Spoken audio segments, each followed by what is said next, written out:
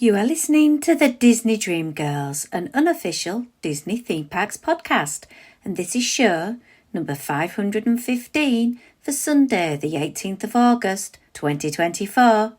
Where dreams begin. Hello and welcome to this week's Disney Dream Girls.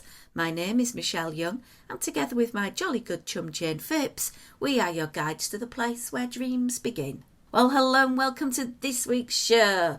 I'm afraid Jane is off stormtrooping somewhere in the wilderness, but don't fear, I have got a wonderful Disney duo with me today, Kat and Lewis from Diz Down Under. Hello and welcome. Hey Michelle, how are you going? G'day, Michelle. I'm going good. How are you both? Yeah, we're good. We're in the thick of winter, I think, at the moment. It's blowing a gale outside, but we're nice and toasty warm with the puppies inside. Safe and sound inside, whereas we're at the other time of the year, which is classically called summer, and we're going to be having a few days of sunshine, which will equate to our summer. So for us, 70 degrees over the next few days. Nice. Enjoy that weather. That sounds good. All crossed. So I know today we're going to talk a little bit about your Far East experience and your monster trip you had earlier in the year. But obviously you're planning another Disney trip at the moment. How's things looking on that front? Oh, do you know what? We have spent so much time watching YouTube videos on this new FastPass system that they've got going, because I think that that's going to be our primary concern with this trip. I mean, we're sort of familiar with Walt Disney World and we've been keeping across the new attractions that are available and that kind of thing. But I'm actually a little bit worried about how it's all going to play out with this new, what's it called? Lightning Lane. Lightning Lane Multi and Lightning Lane Individual, I think. Yeah. Yeah, it's just weird. It's kind of like the annoying thing about it is that it's like the FastPass Plus system from days gone by, but you're paying for it now and you can't book it as far in advance as you used to. And if you're in another country, you can't book it at all. It's like very frustrating. Yeah, and I mean, you guys have covered it really well in your show, Michelle, so won't harp on about it. But yeah, it's just like, it's one of those things that we're not quite at that stage of plotting out parks and days and things, because obviously we're going to have to think about what fast passes and if we're going to do some ADRs, what we're going to do there. But a lot of our discussion has included that maybe we won't do as many ADRs, if any, because we might have to put a little bit of money towards the Disney machine in another way. It's quite interesting. Disney seem very far-sighted with this, because people have X amount to spend on their holidays. So they're just shifting their money from dining to ADR and being able to get the lightning lanes instead of not adding more money to their vacation pot. We're having to do the same for our upcoming trip, which, gosh, has released. It's 4 days away. And as we're sitting here today, I don't think I'm going to give the money to Disney purely because of the principle. But remind me, what date are you hitting the parks in December? It'll be Boxing Day that we actually hit the parks. So we fly in on Christmas Day. It'll be, Christmas evening. And then we'll hit the parks on the 26th. Okay, so I would imagine that's going to be quite a busy time. Are you there up to New Year, or is that when you're on the cruise? Yeah, we cross over the New Year and we're there until I want to say the 2nd of January. So just after the New Year. 10 days. I imagine in 10 days you'll be able to smash through everything you need to completely. Yeah, and we might have to just be a little bit discerning and prioritise, rather than prioritising favourites, prioritising the new stuff more so. But we'll play it by ear. I mean, probably get into it when we do talk about the Tokyo trip, but we were a bit worried about how that was going to play out with their version of the FastPass scheme and how that was going to look. And it was a little bit overwhelming before we got there, but once we settled in, we're actually fine. Well, you mentioned your trip, so let's go back in time, wind back the time, and we're going to talk a little bit about the pre-trip planning that you needed to do and what particular date markers you have, and then share with us the wonderful experience of being in the Asian parks? We actually started looking at booking things. So we travelled in April we travelled a little bit more through Japan, but we ended up in Tokyo on the 17th, was it, of April? No, it wasn't. Oh, Japan. Yeah. No, in Tokyo. In Tokyo. No, 17th we were in Osaka, weren't we? Oh, okay. So I'm just trying to think what date because we had 4 nights in Tokyo, and then we had 4 nights, in the parks, and then we had 4 nights in the city. So I'm just trying to think what date it was. It was sometime in April. Oh my goodness, it was so long ago now. It's terrible. Sorry, it was the 22nd of April. How could I forget? And so we knew that we were going to be doing this trip. We had our flights booked first. So we kind of had a bit of an idea of what we were going to do in that regard. And then we sort of started looking at different options for our other travels in terms of what we were going to do with accommodation. But I think the first thing that we ended up booking was the accommodation for Tokyo Disney, because we didn't realize that they'd started doing packages, and so we were actually able to book a lot earlier than what we anticipated. In November, what was the sale that was on in November? Was it the Black Friday sales? Yeah, I think so. So that sparked some discounts at both Hong Kong Disneyland, which we went and visited afterwards, and we also were able to look at our accommodation options for Tokyo. So we did the Black Friday sales and got Tokyo Disney accommodation. We didn't get a special for that, but we did for Hong Kong. For Hong Kong, yeah, because it's interesting with Tokyo Disney, you can only book the hotel like 4 months in advance, which is frustrating because if you book your like flights and stuff like that, generally you want to have your accommodation as booked as well. But here you just got to book your flights and then hope that you get the accommodation you're looking for closer to the date. Yeah, which makes it difficult for planners like us. Hey, Michelle. It's like we like to book things well out in advance and have it ready to go. But it felt very spur of the moment, the way that we were having to deal with it.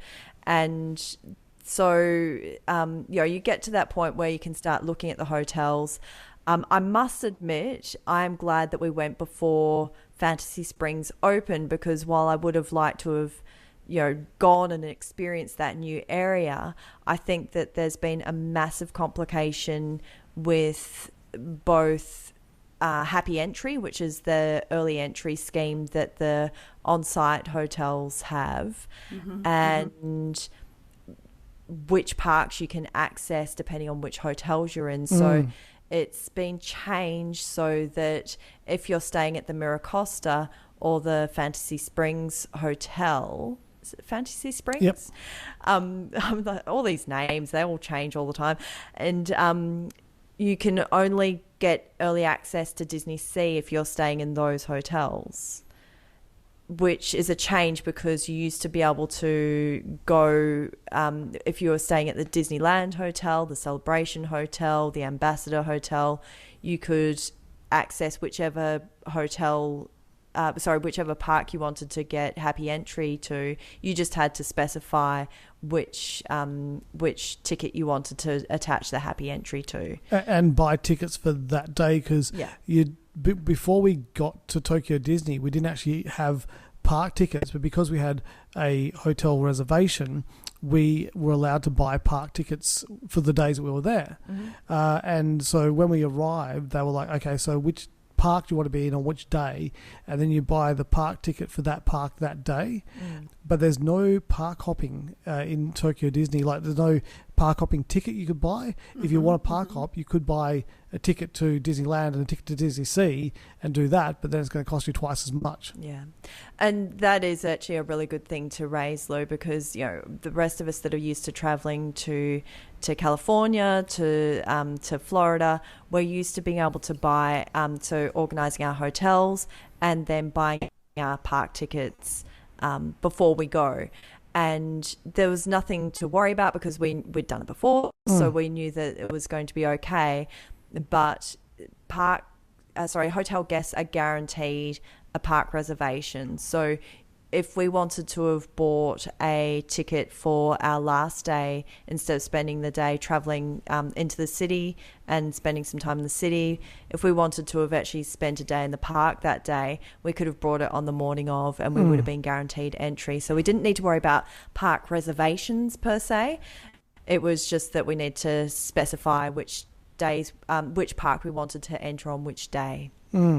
It sounds complicated, but it's actually really easy, because you can, when you arrive, assuming you've got, say, 3-4 days in the parks, you can look at the weather forecast and base which park you want to be on based on what the weather's going to be like even. Although I must say we were there at a time of year where the weather itself was very changeable, so it was an odd time, but you managed. We managed to book 2 rainy days at Disney Sea and 2 sunny days at Disneyland. Yeah, we did aces.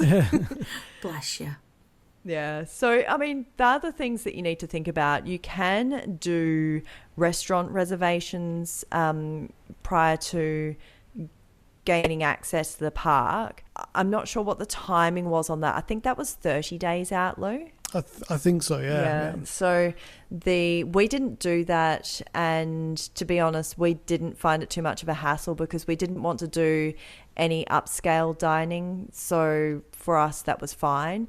One of the things I will recommend about Tokyo Disney Resort is that the snack game is off the walls. Like, it's just, it's hard to describe, but basically, if you're not, you basically want to snack your way around the park. You don't want to necessarily be sitting down and eating food going into a restaurant. You want to be in the park. You want to be on the move and just grabbing little tasty snacks that they've got to offer, so you can try all the different treats as well. That sounds a really good strategy to think about, rather than taking time out from the park to sit down and have a meal. If you can get really good, quirky, themed, tasty food. And what's the prices like on these? Oh, the prices. Okay, so the thing that Japan is going through at the moment is a lot of tourism, because the Japanese yen compared to a lot of other currencies is very, very good on the exchange rate at the moment. And so for us, our Australian dollar was worth 100 yen. So it made it very, very easy for us to do a quick conversion in our minds. Like, we didn't need to do anything other than knock off the zeros. So it was really easy to compare, to translate, what we were paying. And for instance, the popcorn, if you were getting a regular box of popcorn, it was $4 Australian. If you were getting a bucket refill, it was $6. It was really, really well priced. Good. Sounds exciting. Yeah, it really is. The downside of it is that there's a lot more tourism in Japan. So yeah, you're going to bump into a lot more people from your country. That is true. That is true. So when we arrived at the parks, we decided to start at Tokyo Disney Sea. And, given that we were staying at the Miracosta, it was just proximity pretty much, because we didn't arrive for rope drop on the first day. Now, we've spoken about it with you, Michelle, a million times. We are diehard rope droppers, but this is a massive bonus when you go to a park like Tokyo Disneyland, where those moments in the morning can really dictate how your day is going to play out in terms of how many attractions you're going to get onto. Because if you can get into a queue quickly in the morning, and then start looking at booking their... What was it? The priority passes, the free Premier one Access? that they offered. Oh, there was Premier Access, and then there was Priority Pass, which was the free version they were offering. And if you can get into a queue, and then while you're walking towards the queue, be booking priority passes and considering whether you want to buy Premier passes, then you make your day, I don't know, it just flows so well. So you have very little wait times. And so the happy entry that I mentioned earlier means that hotel guests can access the parks 15 minutes earlier than normal guests. But even then, you want to be really, really down there at least half an hour, if not an hour before your happy entry time, to make the most of that and be as close to the front of the queue as you can, because there's a lot of hotels at at the Tokyo Disney Resort, and so there are a number of guests that are also accessing that happy entry. But the closer to the front of the queue that you can be, like the difference for us was that the first day where we weren't there for rope drop, I think we were there about 9:30 or so. We got into the parks. The difference between that day and the second day that we had in Tokyo Disney Sea was just immense, because we were able to do about 3 or 4 attractions in the first hour, maybe hour and a half, versus not having that first rope drop and be able to get into the priority access and the premier access, getting those passes organized as well. So the first day, I actually found it a little bit overwhelming. I don't know where you sat on it, Lou. So we actually ended up going and sitting down and having a bit of a early lunch just to sort of, I don't know, like gather our thoughts and work out a strategy, because we hadn't really thought about, one, how many people there were going to be, because it was a lot of people. And it was even overwhelming by the standard of, we'd been to a couple of parks, since the old COVIDs and things. But one of the things that we did earlier in the trip is that we went down to Universal, and Universal had a lot of people in it, but somehow the Disney crowds seemed a little bit more overwhelming. And so we ended up going and sitting down and just going, you know what, stuff it. We're going to buy a premier pass for the Tower of Terror. And we just based our day around that, and we took it a bit slower that first day, but I must say it was still a lot of fun. And it was raining, but we just didn't care, because even a rainy day in Disney is still a Disney day. So true, it's better than being at home sat on the sofa wishing you were there. Yeah, exactly. So I think that is probably the main thing, is just you need to access the app and you need to get your head around it. Having a cruisy first day to get your head around that. Sorry, Lou. Speaking about accessing the app, you've got some advice in regards to getting the data on your phone, because originally we were using our roaming from our Australian provider, which was terrible, and then you got a what do they call it, digital SIM? Or so instead, that's what we do generally, is when we travel, we've just paid the $5 a day or whatever it is to keep our Australian number, not having to worry about changing over SIMs, which we used to do back in the day. And of course now the mobile phones, or most mobile phones, offer a eSIM, and so it was really, really easy just going online and organising an eSIM, and I did that on the fly while we were on a train. And that meant that we had really, really good Wi-Fi in the country, and I didn't have time to do much research, because the issue with our Australian phones had kind of reached a peak where it was just like, this is not going to be satisfactory in the parks. And so I didn't have much time to do a lot of research, but I went with Sakura Mobile. It worked. It was so easy to install on the phone, and away we went. We had really good access from that point on. So that is a really good point, Lou. Having good access is good, because Wi-Fi in the parks is non-existent, pretty much. Well, sketchy at best. Yeah. and if you don't have your phone, then you're just going to be standing in lines all day.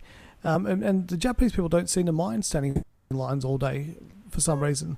No. I guess if you've got an annual pass, you don't really mind. There isn't any annual passes there. Oh, are there none at the moment? Nope. Oh, okay. So every single person in the Disneyland Disney Sea have bought a day ticket. Okay, fair enough. So yeah, it's just an interesting way of going about it. You need to get your head around that app, like I say, and maybe allow yourself a day that's not necessarily needing to be action packed, so that you can sort of, I don't know, acclimatize yourself to the technology there and get yourself organized. On the day that you do go into the parks, there's a couple of lotteries that you can go into. Which it was the first time we went to Tokyo Disneyland and Disney Sea, we lost every time. We didn't lose, we just didn't win. Yeah, because there was Big Band Beat in Disney Sea, and then there was another one that was kind of like a 80s kind of dance party in Disneyland. And yeah, we managed to actually score tickets for those, and they were really worthwhile going to see. Yeah, they were good shows and a lot of fun. In particular, I thought that Big Band Beats was quite extraordinary. And I'm really glad that we finally got in, because last time we were just like, oh, what are we missing out on? Well, you can, like, if you don't get the lottery, you can go and line up for it. But again, you'll be waiting hours to see it. You'd have to get into the queue really early. That's true. But the lottery is also run through the app. So Lewis would just be like, oh, lottery time. I'm going to see if we can get tickets. And it was a little bit of fun on the side. It was good fun. The other thing that you need to consider as well is where you're going to stay, Lou, because I did touch on that briefly, that there's some different options. There's quite a few partner hotels around the area, and everything seems to have reasonable access to that monorail loop that joins both the parks and the hotels. And I thought that it's probably one of the best set up for accommodation in terms of everyone sort of having that equal access to the parks.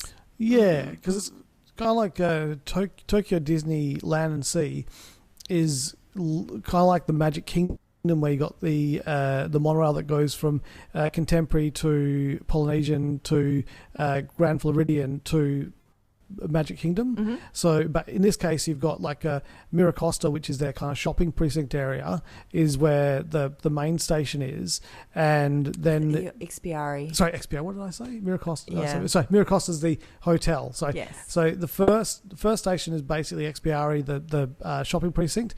Then you go to Disneyland, and then you go. Was it before? It was like just like the hotel kind of precinct, and that was where you get off for Toy Story and stuff like that, but now it's a Disney Springs stop. Fantasy Springs. So Fantasy Springs stop, and then it's the Miracosta, and then you're back to Expiari again. But because they've got more than one stop, it's classified as a train line, so you've got to pay to go on there. So you've got to have a buy a ticket or have a what's a card called? Pasmo. A Pasmo card, yes, yeah.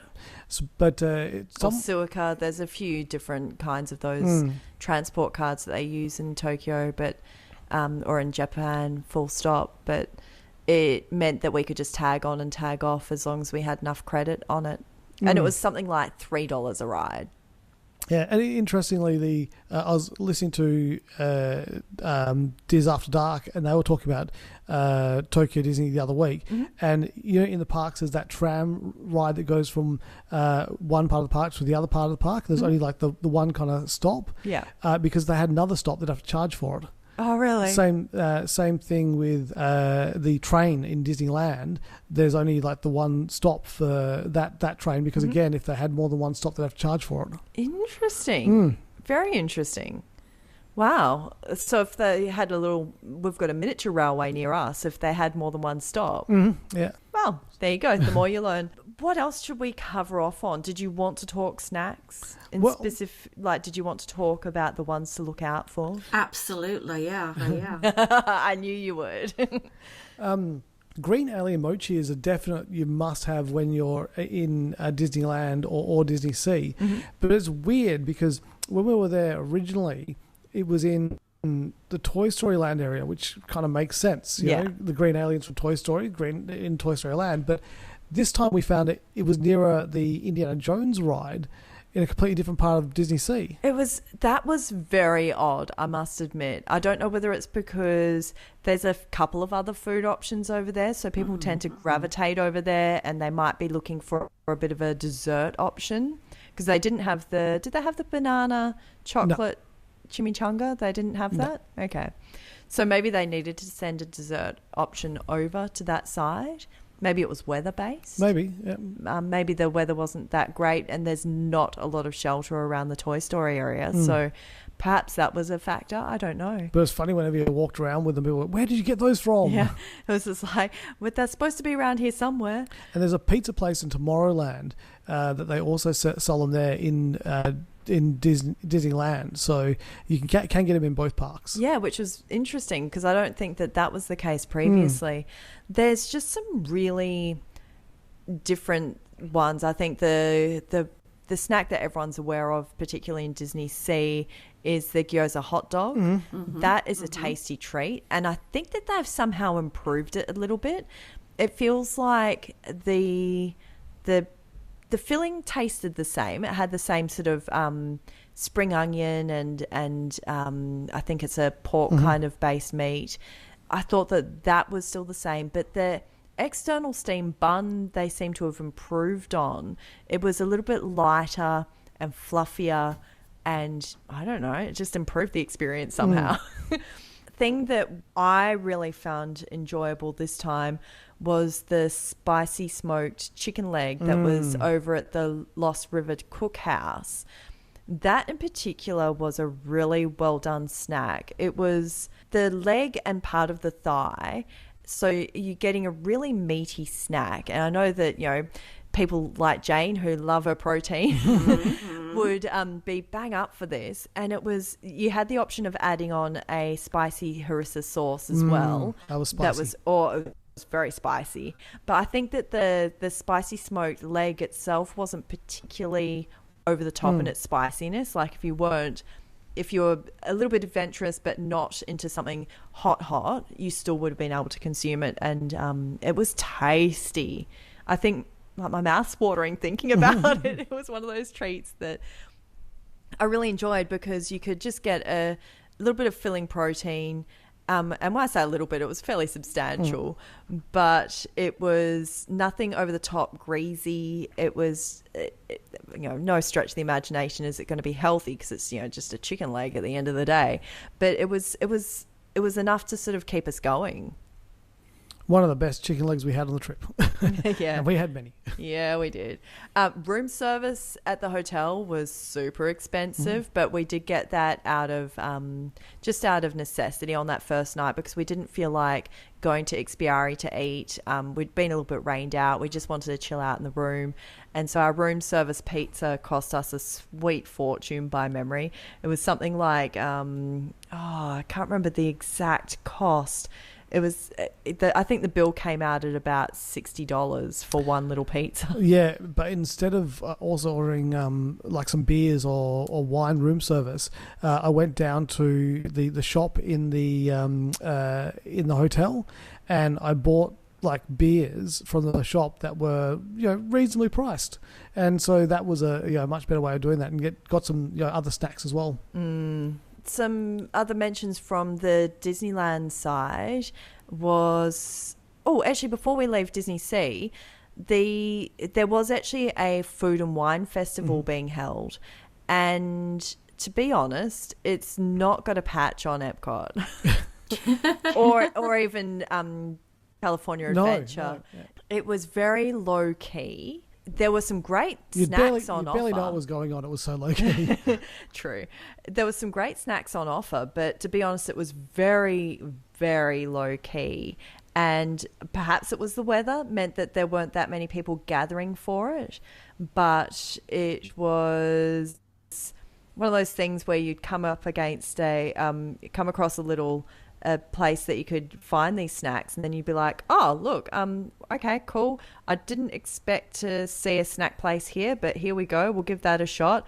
And there was some average ones, like there was a baked apple dolce that was about $9 Australian, and that was like, could have done with something a bit better than that.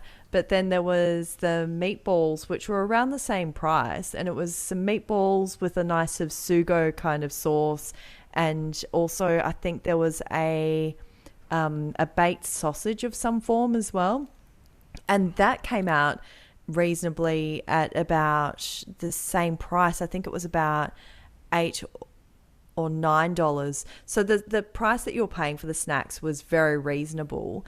And there was often like a little cocktail or a little a beer-based drink that you could get to accompany it. So it was kind of nice to have those extra options around the park, but calling it a festival was a bit of a stretch. There was also some new areas that we went and tried, of course, because we hadn't been to the Beauty and the Beast attraction, and Gaston's Tavern was a bit of a hit with us, wasn't it, Lou? Yes, that's in Disneyland. That's the yes. Yep. I've left Disney Sea behind.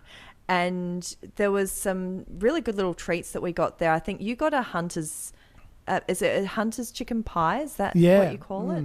And that was quite a reasonable little snack as well. Well, it's not really a snack. It was more of a meal-based option, wasn't it? And well, all the food in that Gaston's restaurant was really good. Yeah, and there was like a little croque madame kind of treat. And there was another, I think it was like a sausage that was wrapped in croissant dough. That was quite tasty as well. And we got those 3 items, and they range from, I think the most expensive thing might have been the pie. That was about $13.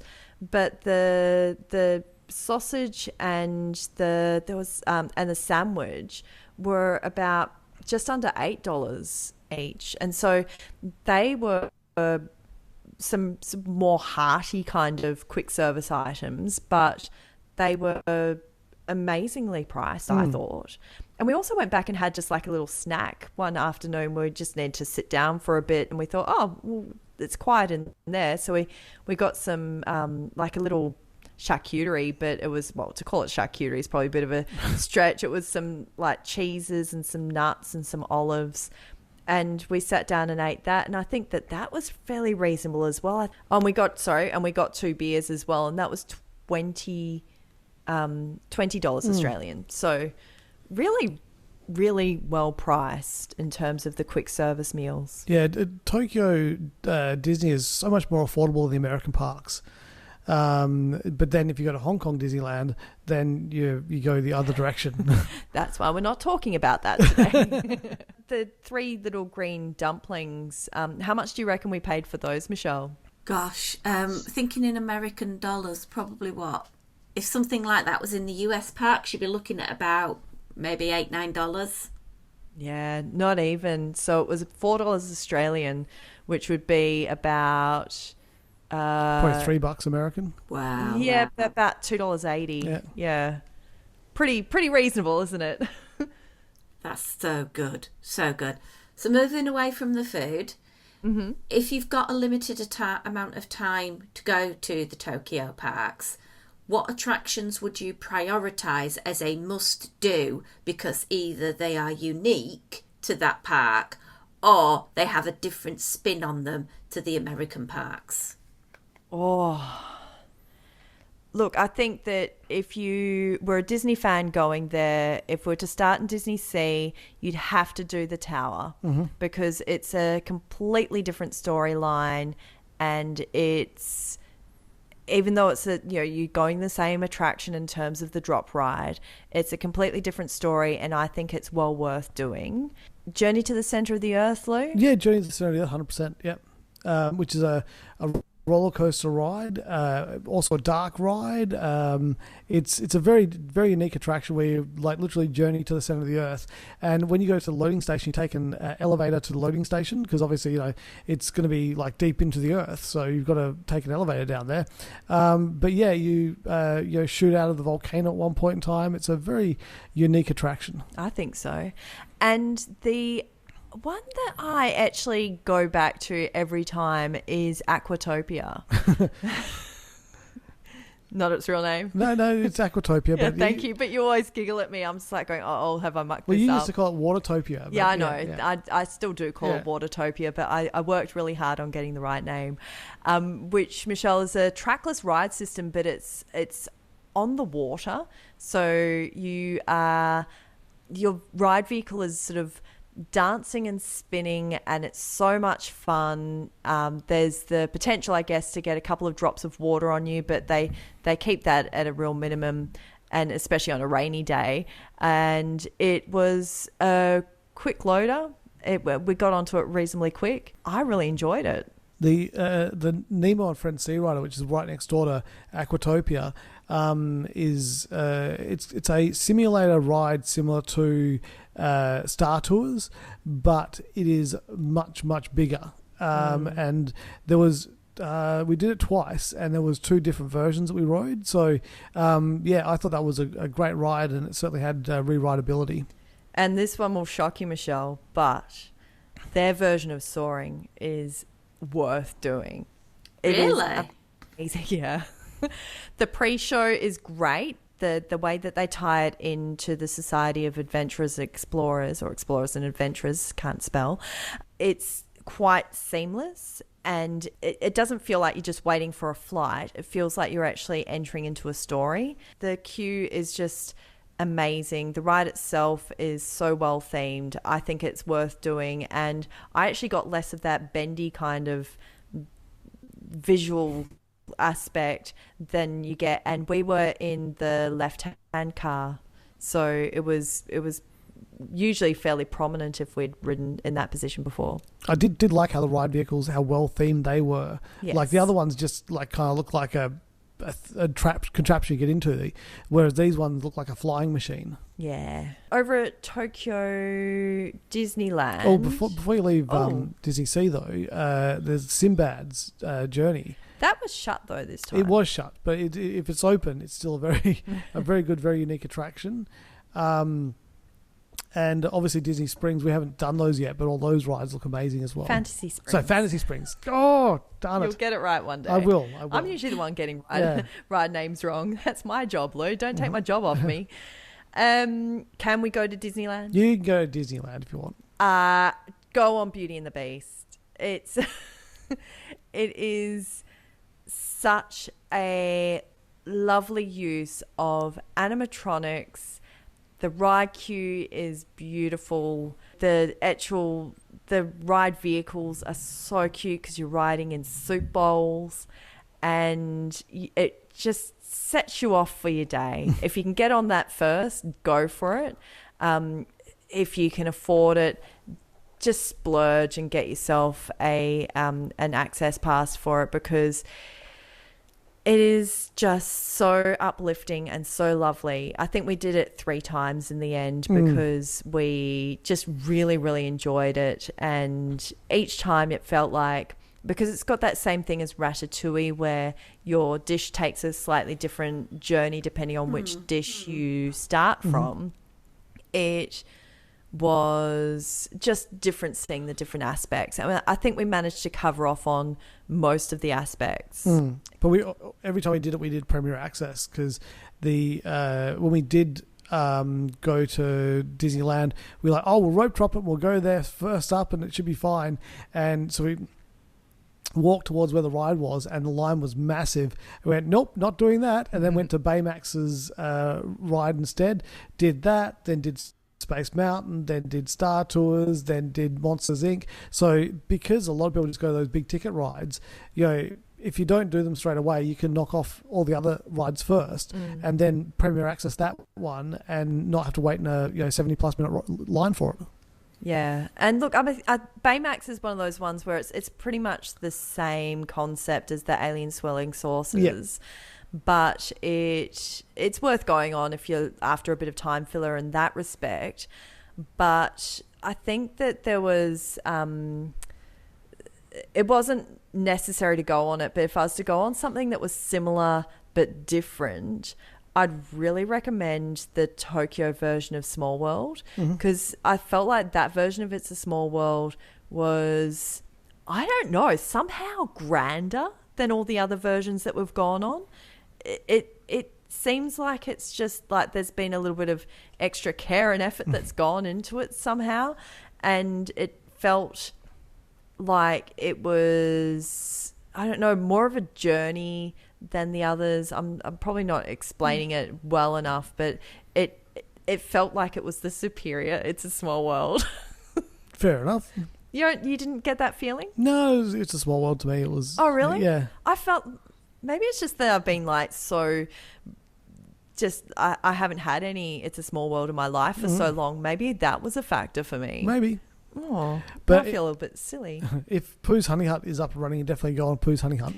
Pooh's Honey Hunt is a must-do if it's up and running. Unfortunately, it wasn't for us, but we got our dose of it on our first trip to Tokyo, so we're not missing out completely.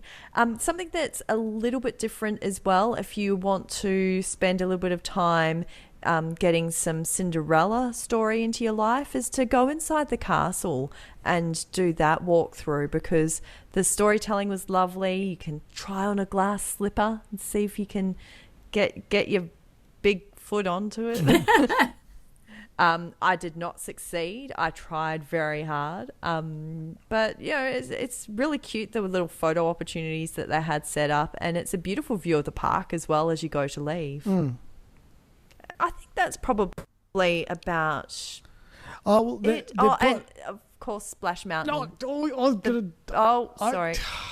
I've ruined it. Yeah, I was gonna do a bit, and then Kat was like, "Oh no, I'm just gonna step on your bit." I'm sorry. Let me just rewind back. Just Okay, pretend yeah. that, just pretend Pretend Kat that never didn't said. happen. Yeah. Yep. So Michelle, I don't know if you know this, but in Tokyo Disneyland, their Tiana's Bio Adventure is very different. So it's a completely different story about this Bray Rabbit and Bray Fox.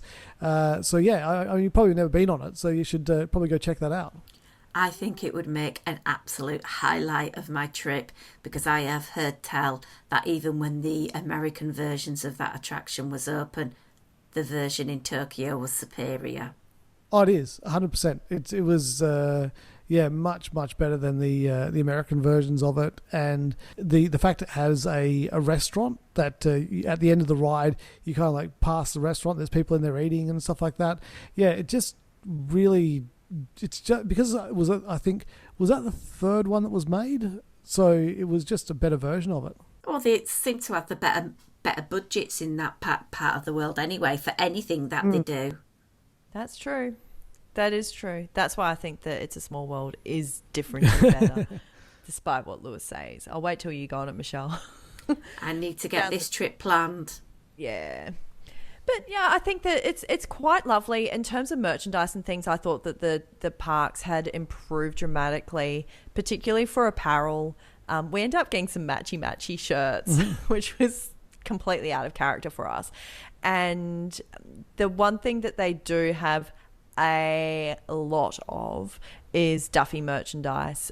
There's so much. There's whole stores dedicated to just Duffy and Friends. I honestly can't wait to see the Disney cruise ship out of Japan, because that thing is going to be Duffy centric, I'm sure. And so it should be. I think, have we covered off on everything, Michelle? I'm just trying to think. I think that's pretty much everything. We've talked about timelines, we've talked about food, and we've talked about the attractions that you need to really highlight, and some good strategies there as well to talk about. I think if anyone has any questions that they would like to ask Kat and Lewis direct, how can people get hold of you guys to ask them? Just jump into our DMs on Instagram. You can message us on Facebook or Messenger, as it were, and just hit Diz Down Under into your search bar and just harass us. We're happy to answer whatever we can. And, you know, there's probably stuff that we haven't thought of as well, in terms of, you know, getting to and from the parks, which, you know, you could talk about forever. But we're happy to answer whatever questions people might have. I would say one thing about, like, you know, if you're traveling to Japan to go to Tokyo Disneyland, make sure that you go and see the rest of Japan as well, like Osaka, Kyoto, Tokyo proper. That's the beauty of going to these parks in, you know, different parts of the world, is you can go and, you know, experience different cultures as well. That's true. And while the park game in terms of snacks is really, really good, the snacks around the country in general are amazing. I've got one dish to mention, Michelle, and that is pan-fried gyoza with fondue cheese. Ooh, anything with fondue cheese has got me going yummy, yummy, get in my tummy. Mate, so good. I mean, it was so good that the queen of hating cucumber, namely me, was eating cucumber salads. It's just delicious. Absolutely delicious. That's hopefully going to be still available when I manage to get out there. Currently forecasting April 2026. Wicked. That sounds good. Well, lovelies, thank you ever so much for being my guest this week on the podcast. It's always a delight to hear from you and hear about all your fabulous travel plans, and good luck with getting yourself sorted for your Christmas travel. Can't wait to talk to you again about that. But until next time, it's a goodbye from me. And bye from us.